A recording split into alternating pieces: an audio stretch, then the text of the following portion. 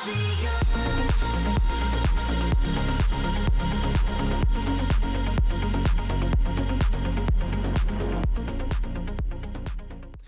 up, everybody? Welcome back to another episode of Owen Talks Drum Corps. Today, we have a very special guest with us, so let's get right into it. My guest today is currently on the music education path at Jacksonville State University. He is a former Thompson High School marching program member, as well as a current Jacksonville State Marching Southerners mellophone. He also marched with the Cavaliers in their 2024 production, Beneath the Armor, as a trumpet. Please welcome my guest today, Patrick. What's up? What's up, my guy? How are you? Doing well. How about you? Dude, I'm doing great. Awesome. Yes, dude. Alrighty, man. Well, let's get right into it. What was your favorite thing this past season? What would you say was like, man, it made this season the best? Um, well, I think that, just the friendships that I made, and that sounds cheesy, but as I'm a part of a fraternity on campus, Phi Mu Alpha, Hail Symphonia and all that. And the brotherhood and the bond that you form with people at I'm guessing at any drum corps, but mainly at the Cavaliers for me is just really, really important. And it feels like more than a friendship. You are tied to these people, whether you like it or not, for the rest of your life. Awesome. Yeah, I would I honestly I want to add on that. Because with Phantom, that's a lot of what I experienced as well. And so I'm hoping, and like you said, I bet that at many other cores there's that bonding, Mhm. which is cool because at the end of the day, like we're all just band people, we're all just trying to have fun.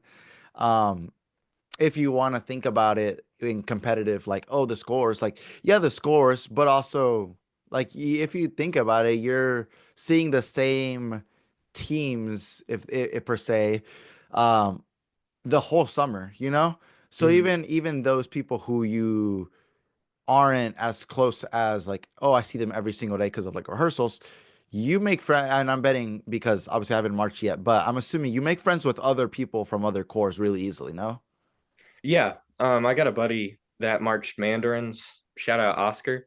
Um, we'd be at a laundry stop or something. We had this one laundry stop in San Antonio, and it's me, David Harrell, the drum major, and Oscar. And David Harrell knew Oscar before I did, but I got to know him pretty well.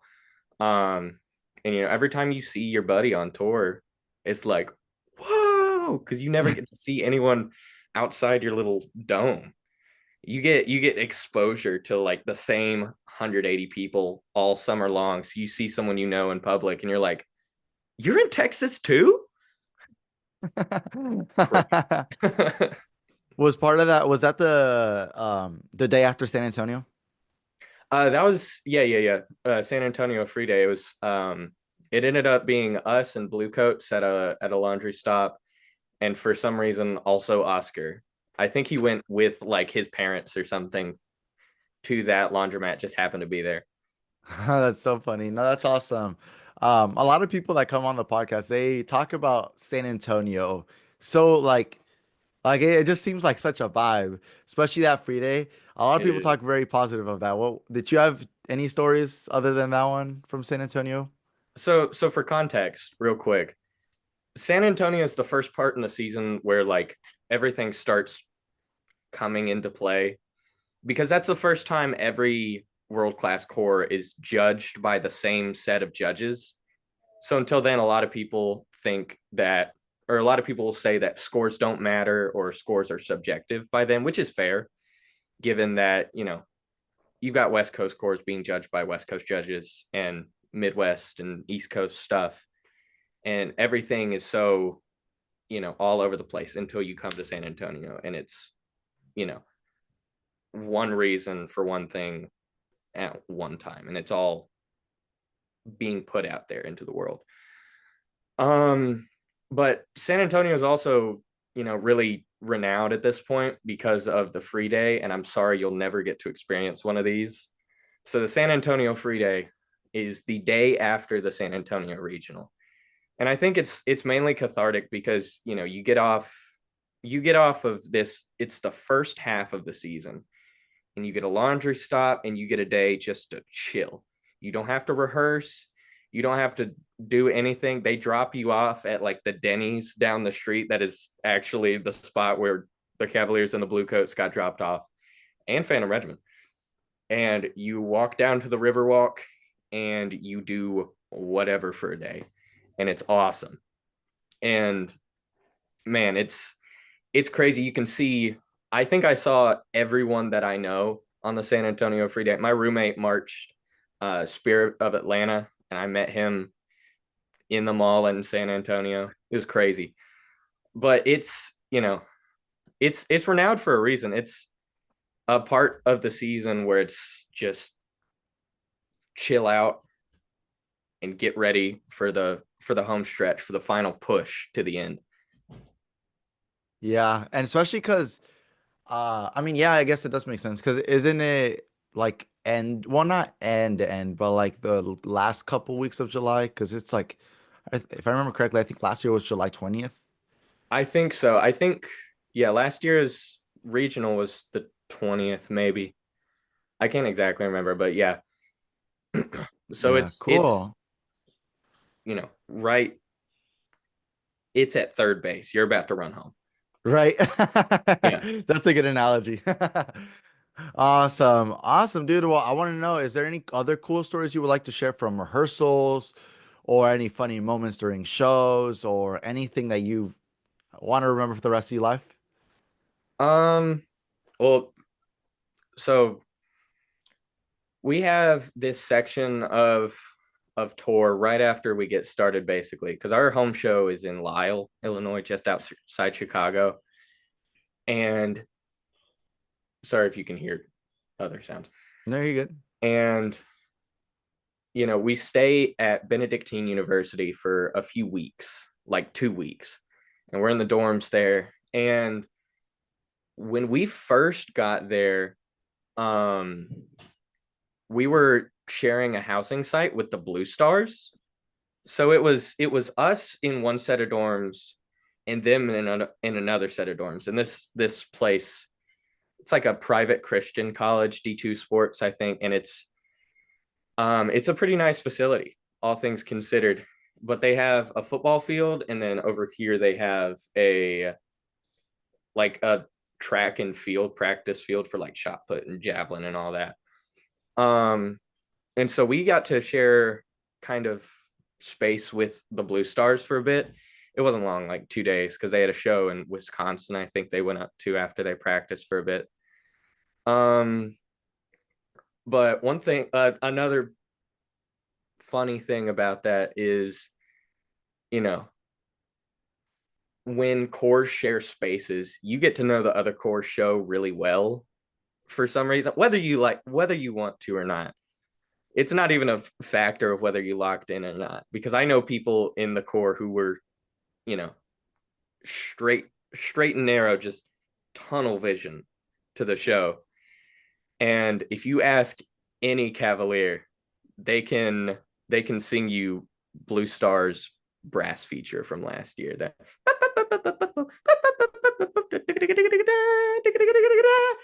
and it's man, it's hilarious to hear us talk about that. That's not even the weirdest part about Benedictine. So after Blue Stars had left, I have what I'd like to call the seven plagues of Benedictine, which was just seven really, really weird things happening in the span of like 2 blocks.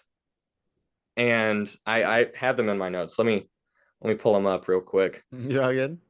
I was just gonna say that like I've heard of those when like people or when cores um share sites. And I'm just like, because I remember, if I remember correctly, I think it was Academy and SCV this past summer as well, that they also shared one and they were able to watch each other's runs at the end of the night or something like that. Oh, that's sick. Uh, we didn't get to watch each other's shows because they wanted us to be like, solitude, like, yeah, we're not gonna watch your show. We're better than you. Um, but yeah, it was really cool to have that space with them though, because we could definitely hear them.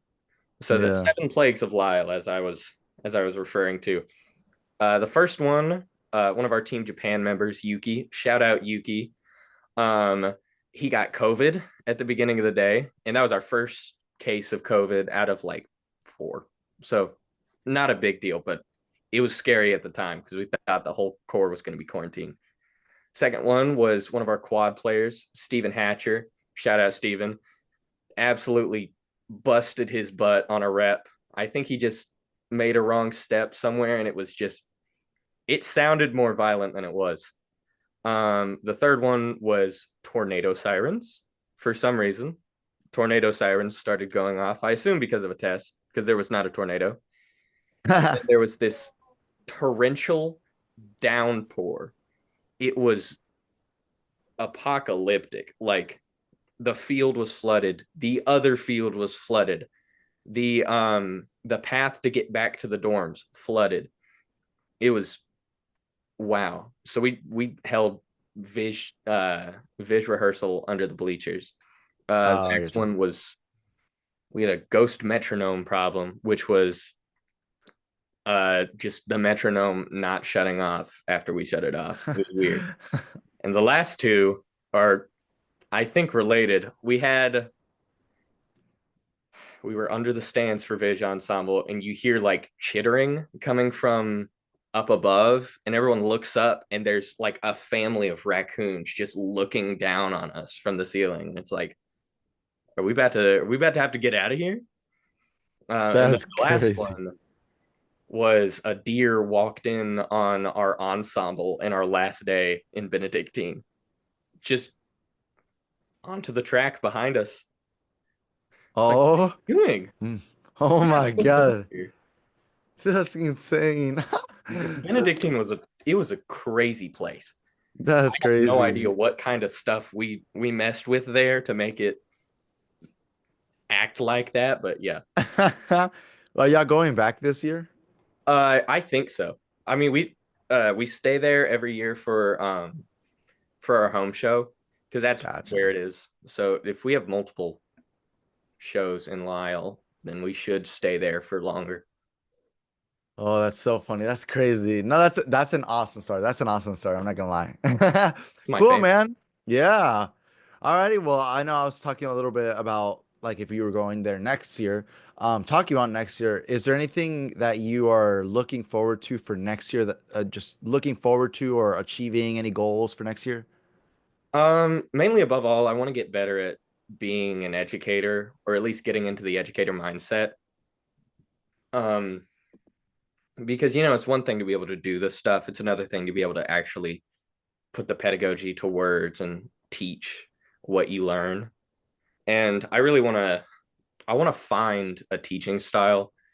uh my older sister, she marched a corps for 3 years, and right now she's a visual tech at Atlanta CV and all age corps, which is cool. So I'd like to do that as well, not necessarily in the visual sense, just in the sense of going somewhere to teach.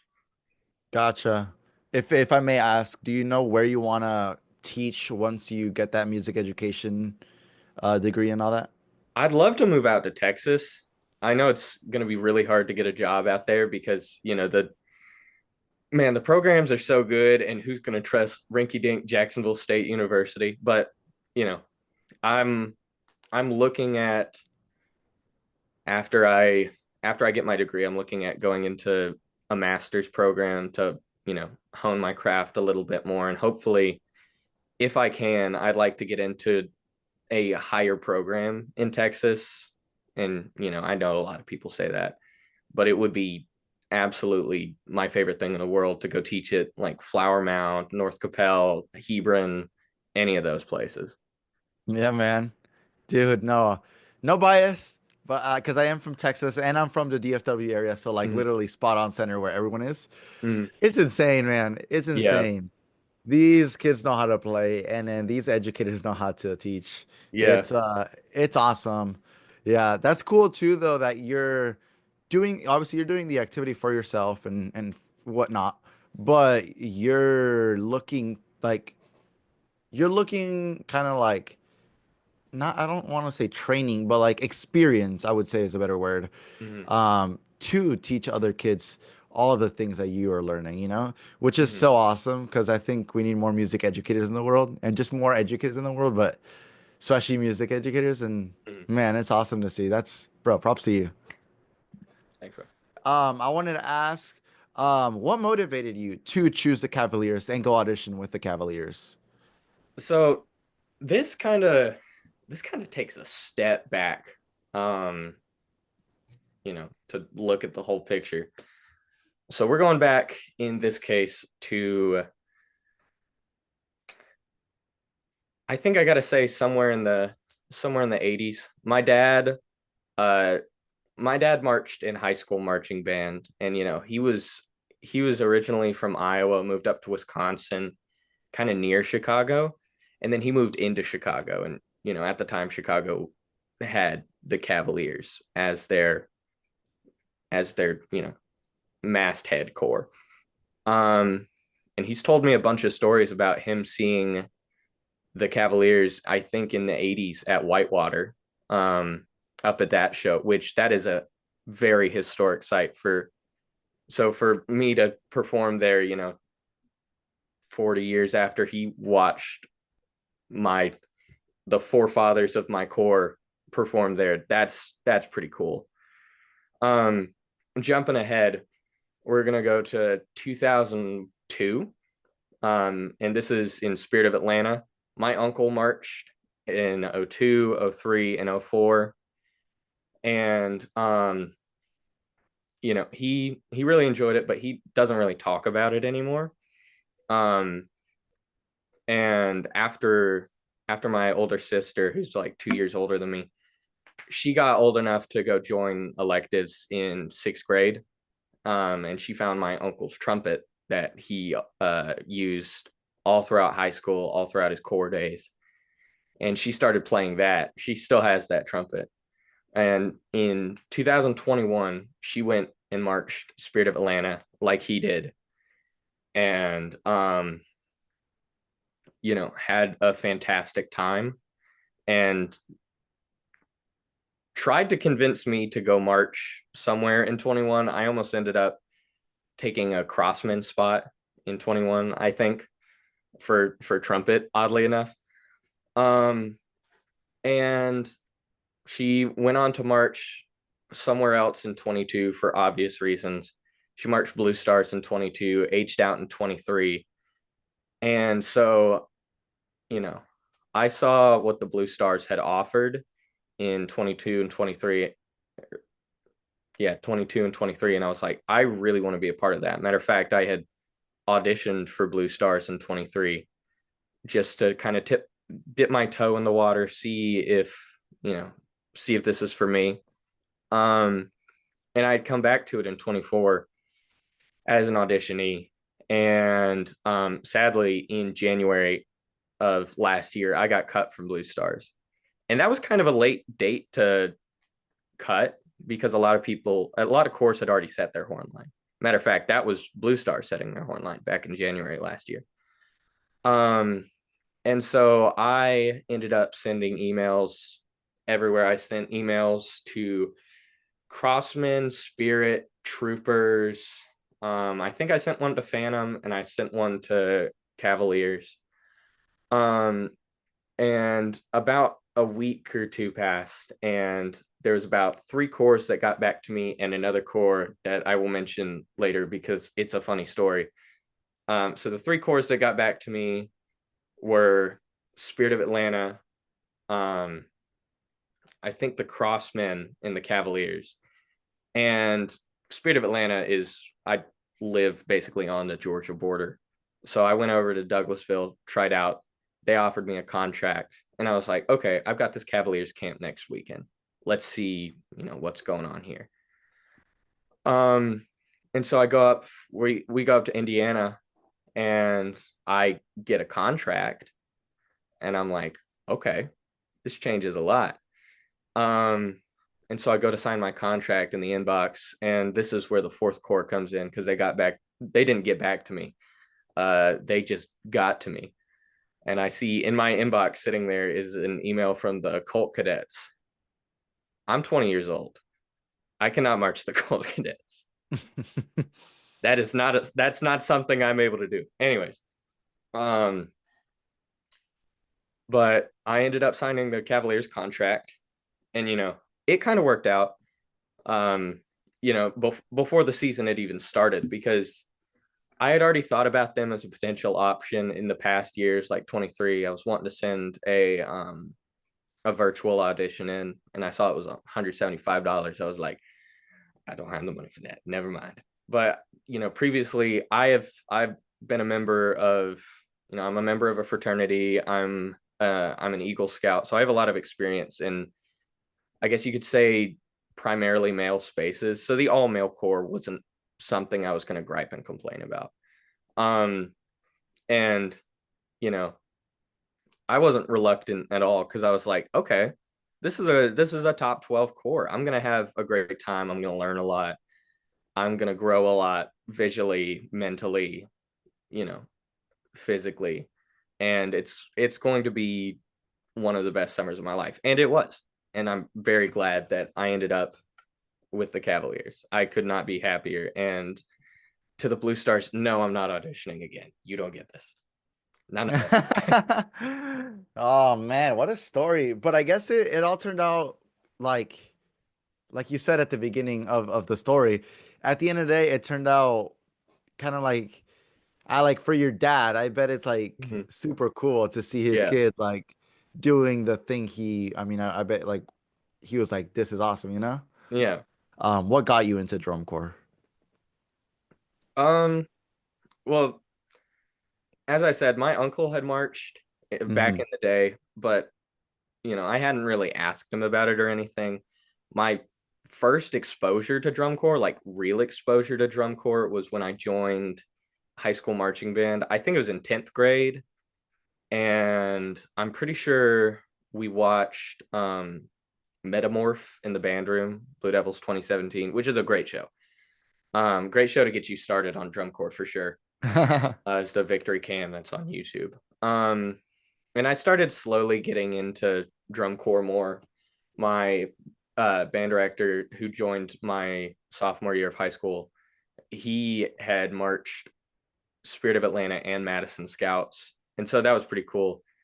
Um, and seeing the type of educator he was, I was like, okay, Mm. yeah, I really want to get into this and like commit time to this so I can not only get better, but so I can, make him proud. Because I know that, me personally, if I have, even a younger friend who's going into drum corps, all I want them to do in the activity is succeed. And I only want to see them, grow and change as a person because I see how it changed me as a person. Awesome, man. Dude, that's so cool. And I'm assuming to what it sounded like, you like the music education path was in the play like early on, no? Yeah, I mean, this is gonna sound silly, but I'm not really good at anything else except for like playing video games or cooking food for myself to eat. And so, That's what's up. but between video game designer, I'm not good at math, cook, I can't pay attention that long enough, and band director, I'm already doing it, man. Awesome, dude. That's great. That's great. Awesome, dude. I do gotta ask, what is your favorite show? My favorite show, okay, I got to give you a Cavaliers answer and then an unbiased answer. So, Cavaliers, it's between Mad World and Secret Society. I think Secret Society is so cool. It's so cool. It's one of my favorites. But Mad World is just, it's so perfect in every way. And it should have won 2010. Anybody who's listening out there, I don't care what you're saying. I don't care what you're saying. It's 2010. That's the Cavaliers ring. That's our seventh ring, baby. Sorry. Eighth ring. That's my bad. Um, but if you want an unbiased answer, I don't know. 2018 SCV is a classic. This is going to be a little controversial. 2017 Bluecoats. I think that's some of the most fun I've had watching a show. It's so much fun to Ah. watch. The sprints that they're doing at the end and the just the only thing I'd change is the ballad facing front. Because goodness gracious. And the one Yeah. good recording they have on YouTube, the baritone's mic went out, and so you can't hear the solo at all. But Oh man. yeah, those are my answers. Yes. Awesome. Alrighty. Well, before we end the episode, I did want to tell the audience, we have a little discussion.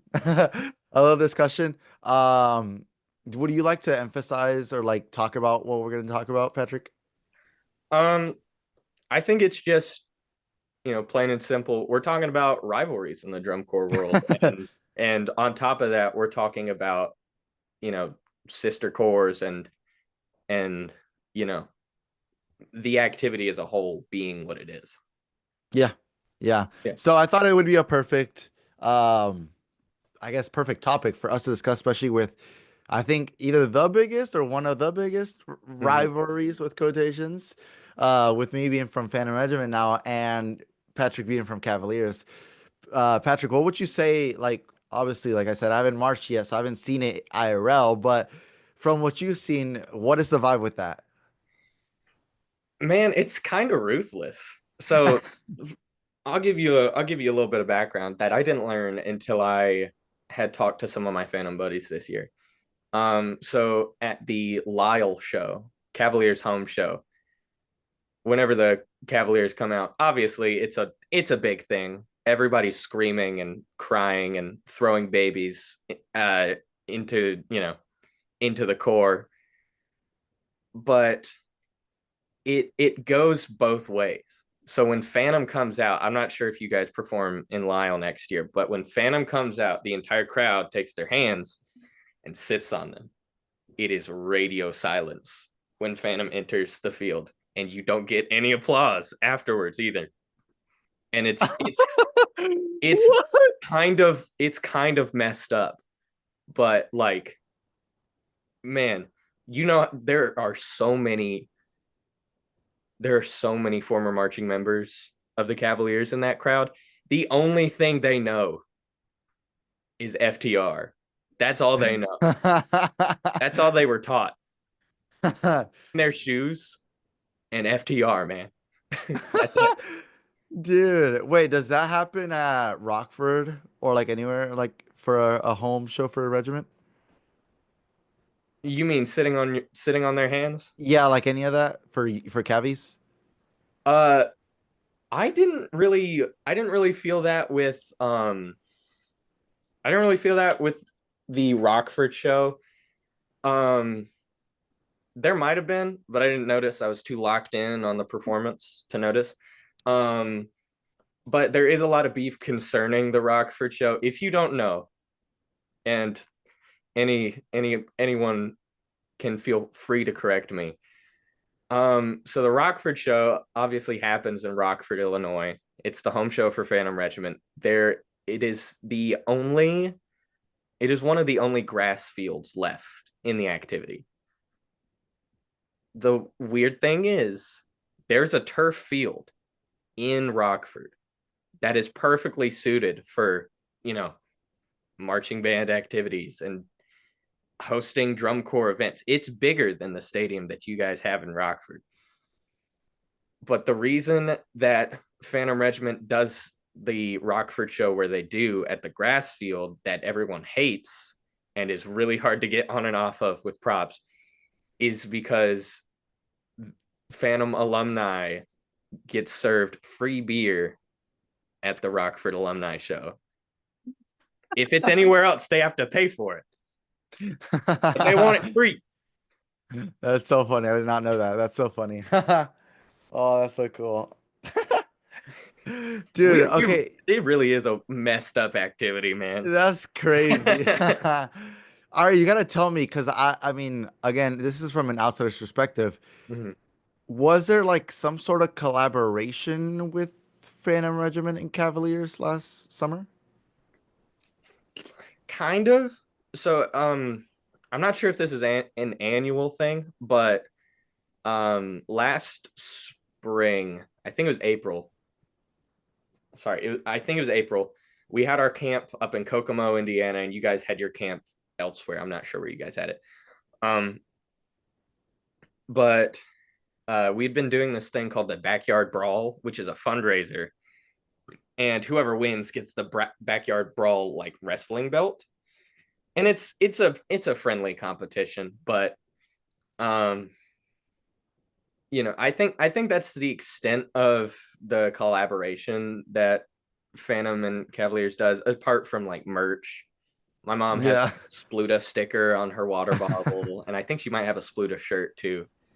And it's mainly because we're the only two, yeah, the only two cores in Illinois, and so we do have a brotherhood, but we also have like a you know get off my turf, man.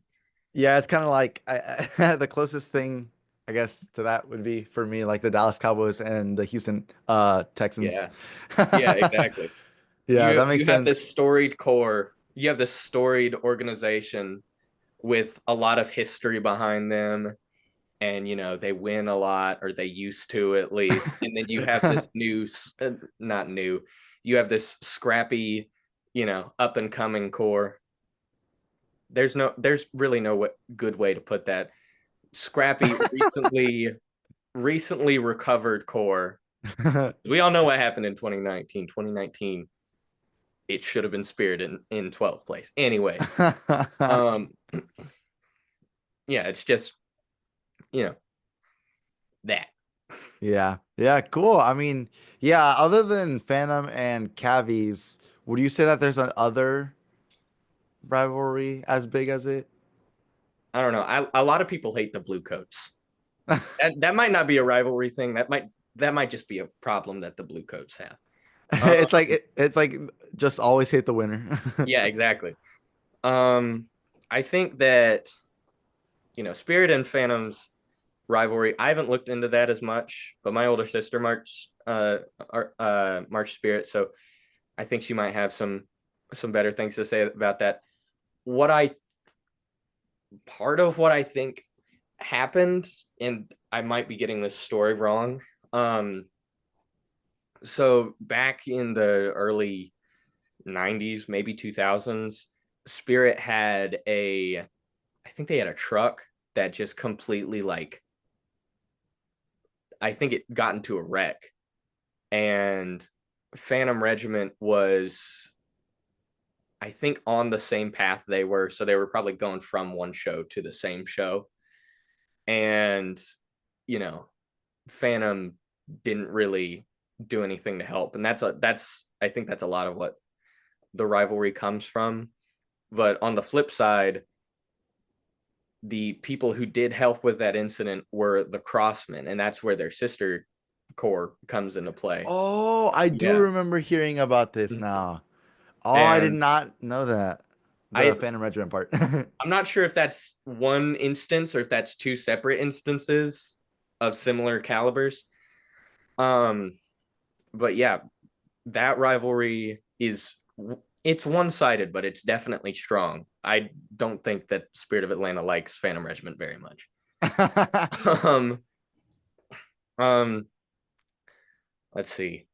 Because the only other one that I thought about, and for the audience, I mean, I was like maybe not really a rivalry, but like the closest thing we've seen to a very close competition would be Boston Crusaders and the Bluecoats as of Mhm. recent years. Obviously in 20, was it 23 or 22 that they tied? I think it It was was 22 because 22. second Yeah. place tied. Yeah. So 22, they tie, right? And then the next year for 23, they don't tie, but they're there. I mean, they keep on just like bumping heads, you know? 23 was definitely a year of drum corps that happened. Yeah. And then 24, well, we see, We know what happened. obviously, yeah, we know what happened. But it's crazy. I want to say it's crazy. That is the first time in a long time that the Blue Devils haven't made first or second. Right? Dude, That's insane. it You was you cannot insane. deny the just the presence that the Blue Devils have. If you This can't is leave the true. top three in 20 years, man, what are you doing? Are you a wizard? That's so funny, dude. Yeah. Do you want to speak a little bit more on the sisterhood that dang it, I forgot. What am I trying to say? That Crossman Spirit. Crossman and Spirit have? Yes, sorry. Um, well, for starters, again, I'm not an expert on this, but I I know first of all, I know too many drum corps people. My uncle March Spirit, my roommate March Spirit, my sister March Spirit, my buddy March, one of my buddies March Spirit. I almost March Spirit. Um, and then I have one friend who is a crossman. Actually, two friends that are crossmen. Um, and they have the tradition of doing mass brass, which I'm not sure if that's still ongoing anymore, but back in the day, they'd get together after the Atlanta regional, I'm pretty sure, or before, and they'd have like a get together somewhere in Atlanta. I think Centennial Park. Um, and it's a like the full horn line of Spirit and the full horn line of Crossmen, and they play something together. And Spirit plays Georgia, and Crossman plays their core song, and that it's kind of held them closer together than a lot of other corps. And of course, what we were talking about earlier, them swapping out their delta for a cross, um, that is certainly one of my favorite things that I've seen happen. My sister never got a cross. I think my buddy Jack did, from my friend Calvin. Um, but yeah, it is really genuinely cool to see the type of bond that they have, because no matter where they are, um, I've seen them. I've seen Crossman patches on Spirit core jackets and vice versa, and it's a bond bigger than drum corps. Yeah, definitely. I mean, kind of like how I was telling, kind of, well, this was before we started recording, but um, because I have friends on both Spirit and Crossman as well. And yeah, I they do still do the the is it Mass brass. mass brass? Yeah, yeah, yeah. They still do that. And like you were saying, the thing where they give the cross and the delta to each other, that's sweet because it shows obviously you're committed to your core and your team, right? But at the end of the day, we're all people who are just band nerds and doing Mm-hmm. drum corps, you know?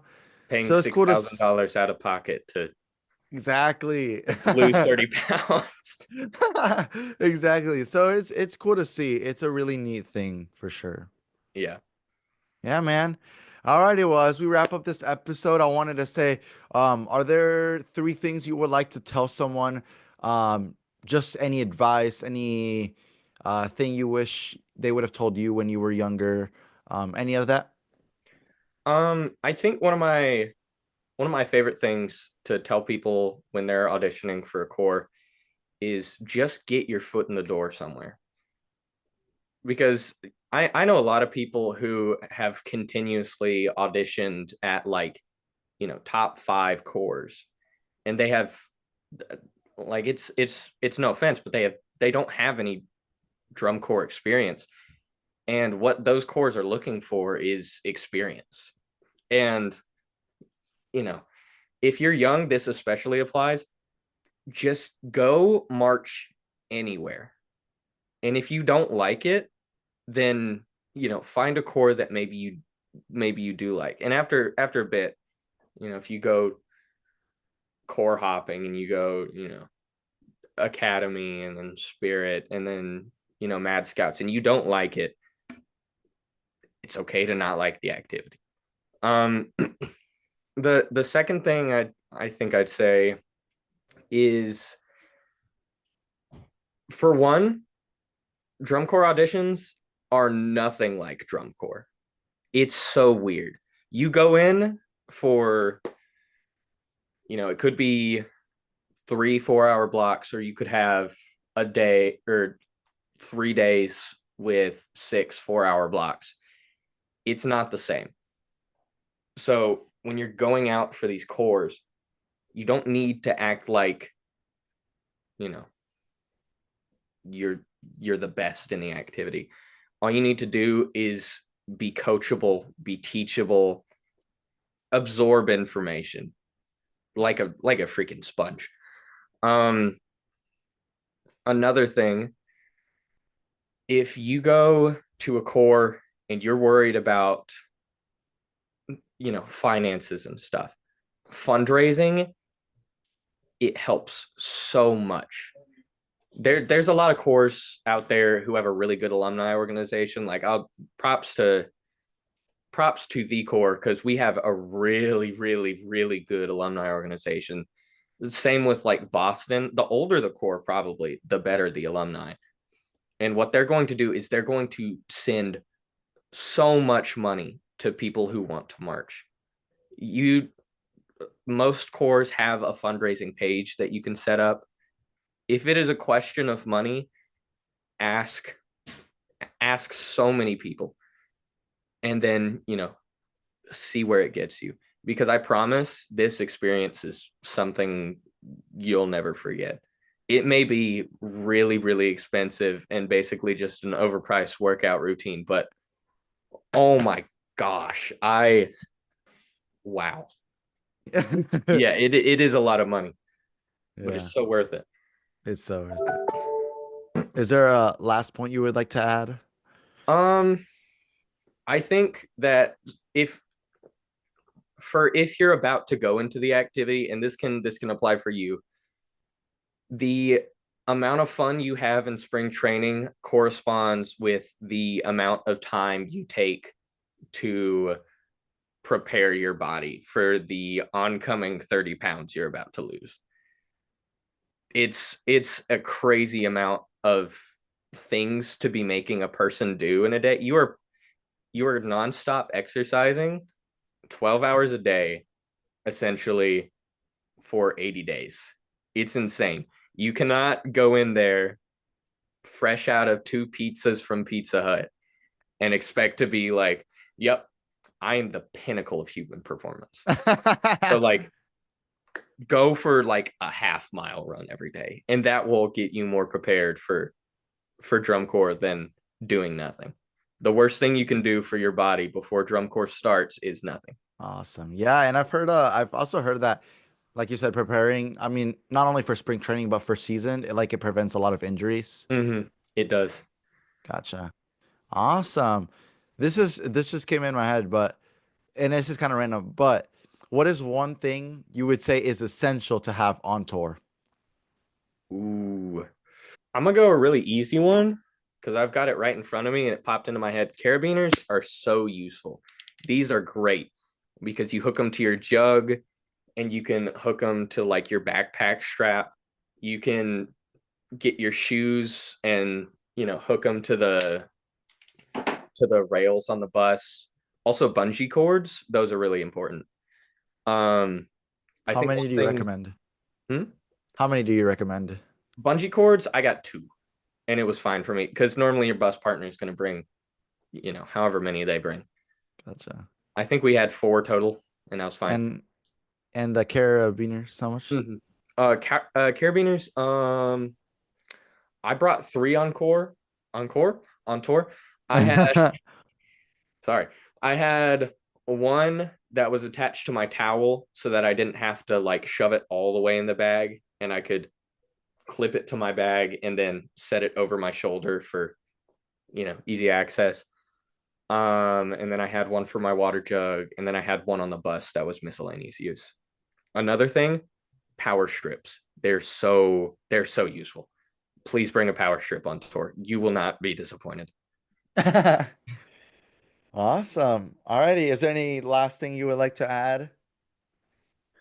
I would like to thank first of all my mom and dad for letting me pursue this very, very expensive hobby because, I know there are a lot less fortunate than I who would kill for this opportunity. And I feel like I'd be doing them a disservice if I were to take, this offer for, to do what I love and not pursue it. Um, my older sister, Holly, who inspired me to try out for drum corps in the first place, my uncle, who also did that. Um, my little sister, just because I need to shout her out. What's up? She spins color guard. I think she might be going into the marching ballerinas next year, but we'll see.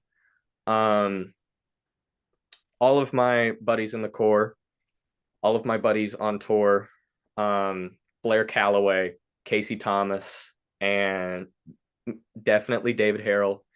And then lastly, because I have someone paying for my season this season, Jody Weishart, you are crazy, and I don't know why you keep paying for people's seasons like this, but I cannot thank you enough. I'm going to march so hard this season and make my mom and my dad, my family, and you proud. Thank you so much for sponsoring me this season. Let's go.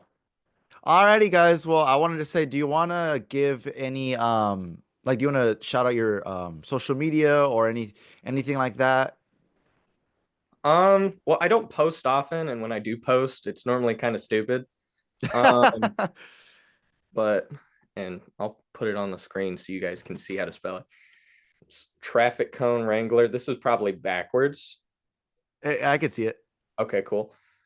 Um, that's my Instagram if you're interested. I may or may not be doing I may or may not be launching another Instagram to document my age out season, but we'll see. I gotta, lock in and prepare for this last audition. Heck yeah. And this is your last season? Yeah, I'm aging out. Sheesh. Dang. Congratulations, man. Thank you. Yes, sir. Alrighty, guys. Well, with that, we will wrap up the episode. You guys remember to go follow the Instagram that is Owen Talks Drum Corps. Subscribe on YouTube that is Owen Does Band Things. And also follow the Spotify that is also Owen Talks Drum Corps. All right, ladies and gentlemen, thank you so much for tuning in. We will see you later. Peace. Let's go. All right, sick, dude. Thanks for having me on.